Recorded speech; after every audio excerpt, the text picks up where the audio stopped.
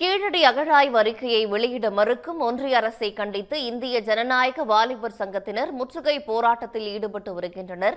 கூடுதல் விவரங்களுடன் இணைகிறார் செய்தியாளர் செல்வகுமார். செல்வகுமார், இந்த போராட்டத்தில் எத்தனை பேர் ஈடுபட்டிருக்காங்க, என்ன வலியுறுத்தப்படுது?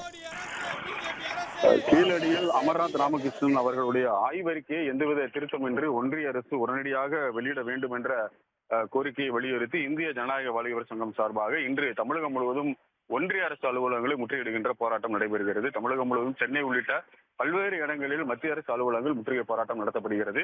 மதுரையில் பிபி குளத்து பகுதியில் இருக்கக்கூடிய வருமான வரித்துறை அலுவலகத்திலேயே இந்த முற்றுகை போராட்டம் நடைபெறுகிறது. சுமார் 60க்கும் மேற்பட்ட இந்திய ஜனநாயக வாலிபர் சங்கத்தினை சேர்ந்த அந்த உறுப்பினர்கள் உடனடியாக அந்த வருமான வரித்துறை அலுவலகத்தின் முன்பாக வந்து நின்று மத்திய அரசு உடனடியாக இதை வெளியிட வேண்டும் என்று வலியுறுத்தி அந்த அலுவலகத்தை முற்றுகையிட்டு அங்கு மூடப்பட்டிருந்த கேட்டின் மீது ஏறி குதித்து உள்ளே செல்ல முயன்றதால் ஒரே பரபரப்பாக ஏற்பட்டது.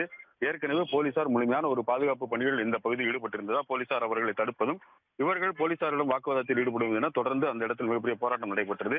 இதனைத் தொடர்ந்து போலீசார் அவர்களை அங்கிருந்து தற்போது அப்புறப்படுத்தினார்கள். ஆனால் அதை மீறி வருமான வரித்துறை அலுவலகம் முன்பாகவே தற்போது அமர்ந்து தங்களுடைய போராட்டத்தை வெளிப்படுத்துகிறார்கள். ஒன்றிய அரசு அந்த எந்தவித திருத்தமின்றி வெளியிட வேண்டும். குறிப்பாக தமிழ் மொழிக்கு ஒன்றிய அரசு ஒதுக்குகின்ற நிதி என்பது மிகவும் குறைவாகவும், அதே போன்ற சமஸ்கிருதத்துக்கு ஒதுக்குகின்ற நிதி என்பது மிக அதிகமாக இருப்பதாக இவர்கள் குற்றம் சாட்டி தங்களுடைய போராட்டத்தை வழிநடத்தி இருக்கிறார்கள். இவர்களை கைது செய்வதற்கான முனைப்பில் தற்போது காவல்துறை ஈடுபட்டு இருக்கிறார்கள். தொடர்ந்து இந்த போராட்டம் நடைபெற்று வருகிறது. செல்வகுமார், விவரங்களுக்கு நன்றி. உடனுக்குடன் செய்திகளை தெரிந்து கொள்ள சன் நியூஸ் பெல் ஐகானை கிளிக் பண்ணுங்க.